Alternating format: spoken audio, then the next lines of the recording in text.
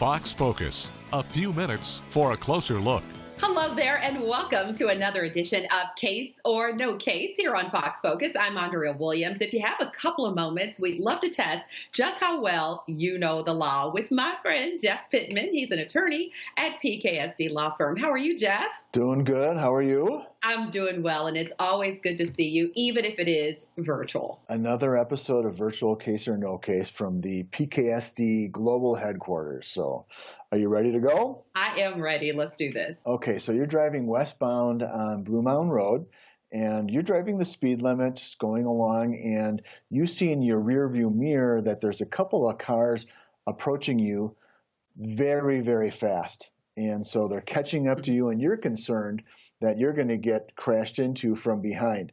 So in order to avoid the crash, you end up swerving to the right, you lose control, and you crash into a light pole, and you get pretty seriously injured as a result of that. The two cars that were coming from behind you, they just keep flying by, and they don't stop when you crash. So case or no case against your uninsured motorist coverage in that scenario? Wow. I'm going to take a guess and say it's a case because it seems pretty cut and dry. That's why we have coverage, right? Well, it is why you have coverage, but there are certain things that are important for you to be able to get the uninsured motorist coverage. So when you have like a phantom car like this, you don't need the crash, okay? But you need to be able to call the police within 72 hours, okay, of this incident.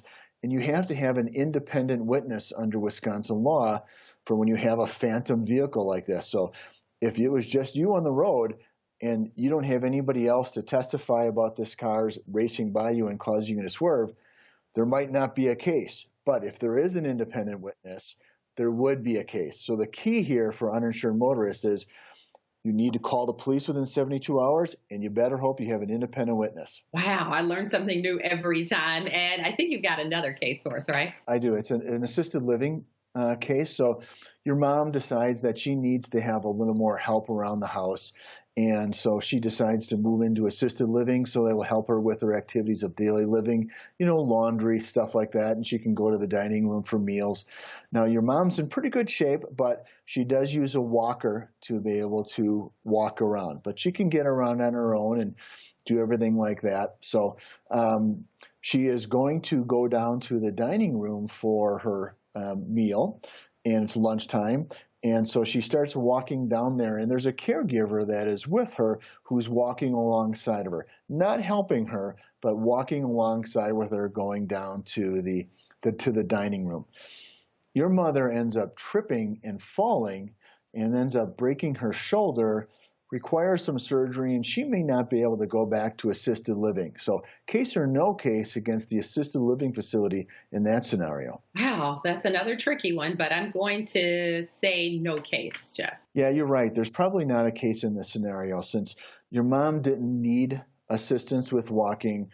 There wasn't anything that the caregiver did or didn't do that caused her to fall. She didn't trip on anything that the facility left on the ground. So under this scenario, there would not be a case against the assisted living facility for your mom's fall. So you got them both right. All right. Thank you so much for the information. And don't forget, if you ever have a question, just dial the 333-3333 for the PKSD guarantee.